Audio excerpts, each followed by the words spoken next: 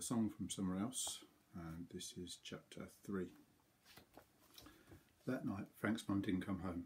She often had to stay away overnight on business in other towns, but at least, unlike Quintinius Minimus, she always told them beforehand. Frank was used to it. After her dad had put Hector to bed and then, later, had hustled her off upstairs too, she heard him murmuring softly to her mum on the phone. It was a good noise. It meant something was normal. Now she was finally on her own, without any demanding attention. She listened to the questions in her head. There were so many of them, and they were all speaking at once. Some were still asking her about what happened in the cellar, about what she had seen. What had she seen? Some were worried about Quintinius Minimus. Some were wondering how a whole day had managed to go by without it being ruined by Nil Noble. Some asked her if she thought Nick was okay, if she thought that he was happy, if she thought that he was thinking about her. Some were thinking about that other cat, the one that turned up at the old lady's house. Was it going to be okay? Maybe they should have taken it home anyway. How come there were so many missing cats these days? Underneath it all, her stomach grumbled to itself in words she couldn't quite make out. It must have been somewhere in amongst all these thoughts, worries and questions that Frank had fallen asleep, because suddenly she woke up. It was dark. The landing light was off. She reached out with her foot under the covers, as she always did when she woke up at night. There was no heavy, warm, snoring, purring lump at the end of the bed. She got out of bed, crept over to the window. She slipped herself under the curtains and looked out. She could still see stars, and she could tell that the moon was out, full, or nearly full. It must have been around the other side of the house, because the garden was silvery, except for the nearby bit that was in the darkness. Out of the shadows stepped a cat. Yet another cat. Or was it Quintinius Minimus? In the greyness of the light, she couldn't tell. Was it him? As she watched, it moved away, sliding through the night, across the lawn between the shrubs, and she was no longer sure it was even a cat. The way it moved was like water, flowing. She shivered, even though the night was warm. Oh, her stomach said, peering over the edge of the window sill. That's not a cat. It's just a shadow that's got nothing casting it. Over the fence it went, strange and shapeless, sniffing the night with no nose, moving with no legs, a shadowy thing, silent and gone. Frank wondered if she was still dreaming. It had been so strange. And with that thought, the thought of strangeness, she found herself suddenly thinking about Nick's house. What might be happening right now? What if she was missing something important? She wanted to see the troll, to hear the music, to know the secret again. A crazy idea bobbed into her brain. Just go, it said. She didn't know where it came from because she didn't recognise it at all. It wasn't the sort of thing she normally thought. Just go, it said. It was bold, adventurous, mad. It was the sort of idea that people in books might have done, not her. Just go, it urged a third time. It was the sort of thought that could get her in trouble, and she tried to avoid being in trouble. The thought sat there, looking at her. After a moment it said, "Look, I'm so crazy an idea, aren't I, that you wouldn't think me, would you, Frank?" "No," she said, "I wouldn't." "And yet here I am," said the idea, holding out its hand for her to shake. "Yes," she said, shaking the idea by the hand. "Here you are." It was a good, firm handshake. "You're probably dreaming," said the idea. "That would explain it." "Yes, it might," Frank said, seeing the sense. "I can imagine dreaming an idea like that." "Well, that's settled then," said the idea, climbing back inside her head. "It's as simple as that," Frank thought. "I'm probably still asleep. You're not responsible for your dreams. No one can blame you if you do bad things in your sleep world. It doesn't hurt anyone. It doesn't affect anyone. No one need ever know about it. In your dreams, even your Nil Nobles are defeatable. No one can stop you playing dirty, saying the things you really think, kicking the boys where it really hurts." Although all that being said and all that being true, even Frank's dreams, Noble still won, usually.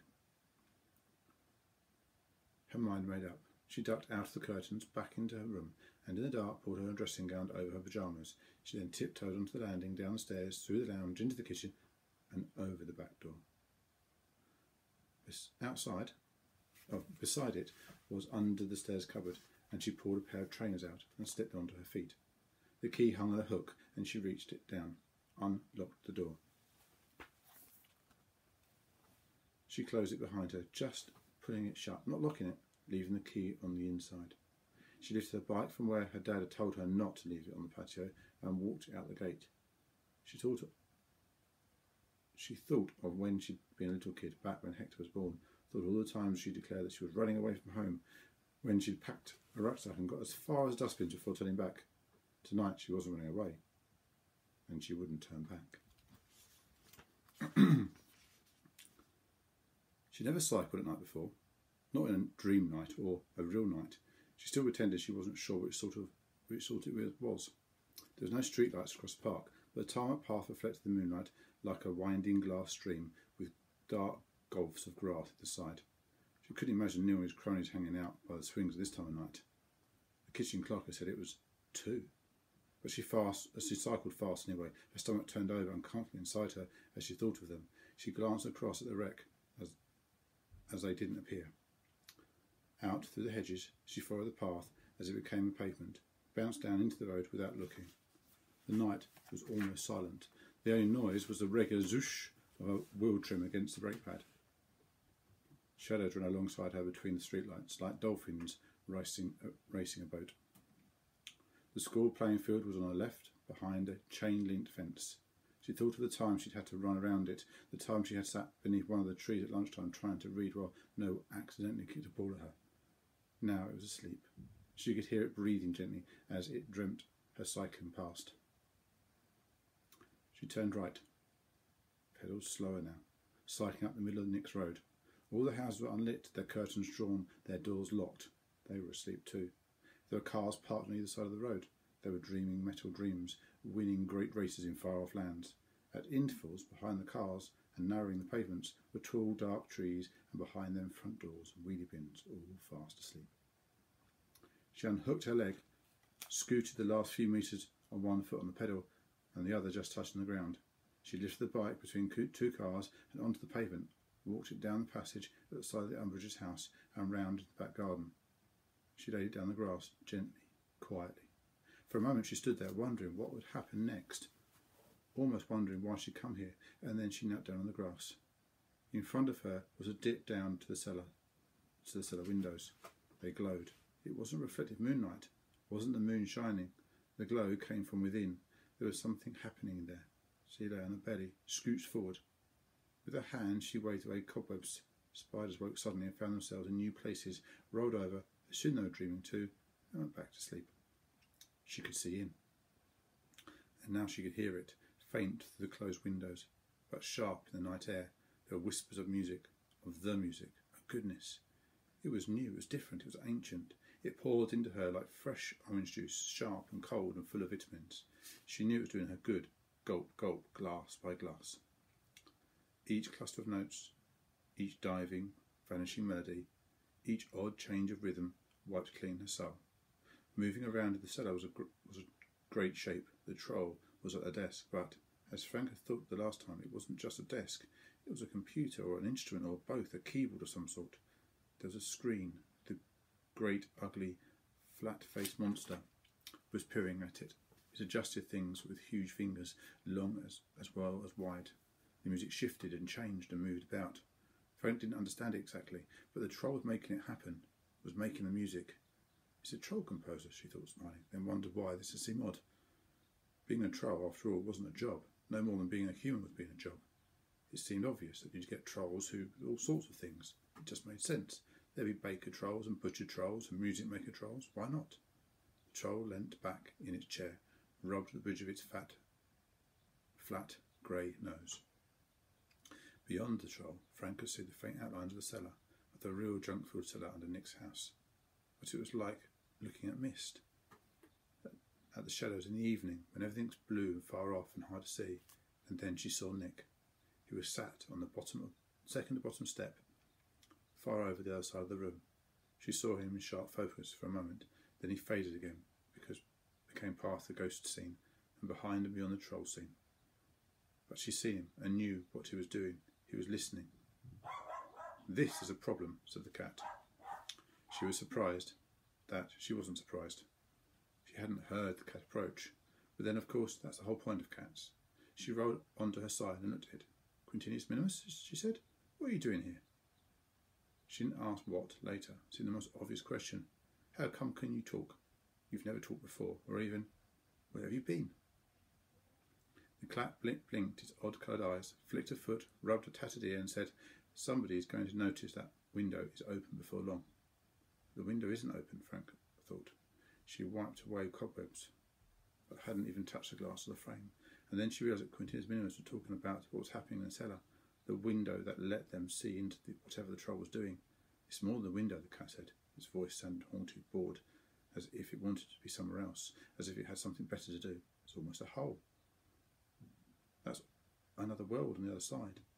And where there are holes, or almost holes, there's always interesting parties searching." "What do you mean?" she asked. Quintinus Minimus sighed, as if tired of explaining things, then said, "Holes can let things in and out. Shadows, for example, little ones, harmless ones, easy to catch, taste of nothing." "Uh-huh," she said. "But there are other things out there, people maybe, or maybe people looking for places like this, a window they can open even wider. And not all of them have your best interests in mind," the cat said, looking over its shoulder.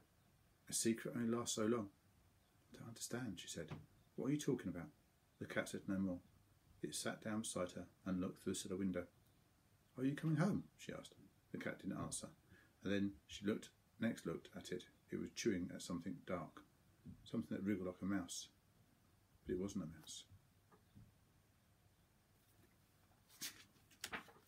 They watched until the light faded and the music began to drift away. The huge troll woman leant forward, tapped at some keys on the keyboard, picked up a mug, took a swig of what might have been tea, what might have been coffee, what might have been something else entirely, and simply vanished. The cellar was plugged into darkness, the right and proper darkness of a basement at night. Frank didn't see Nick turn and slowly climb up the stairs, wearily heading up into the house, back into his own bed. But she could imagine it. After sitting and listening and watching all that, would he feel elated? Would he feel good about himself? Would he be happy, or would he be feeling something else? Would he be sad now that the music was gone, now it was over? Would he remember what his days at school were like? Would it all come back to him? And now the music was gone, she felt colder. She remembered Neil Noble, and then she imagined being her dad, getting up for a wee in the night, and just peeking round her daughter's door on his way back to bed and finding her room empty. She looked around and saw that Quintinus Minimus had gone too.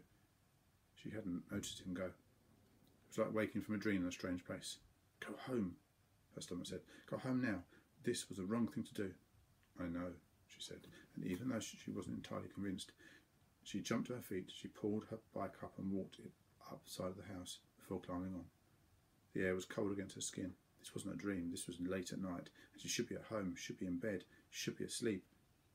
She pedalled without looking, without wondering whether Nick had lifted his curtain before climbing into bed, whether he'd seen her cycle away, whether he'd wondered about that as he went to sleep. Shadows moved as she passed them by. Curious shadows slipped out of the gardens across the road behind her. She watched her go past, shadows with nothing there to cast them.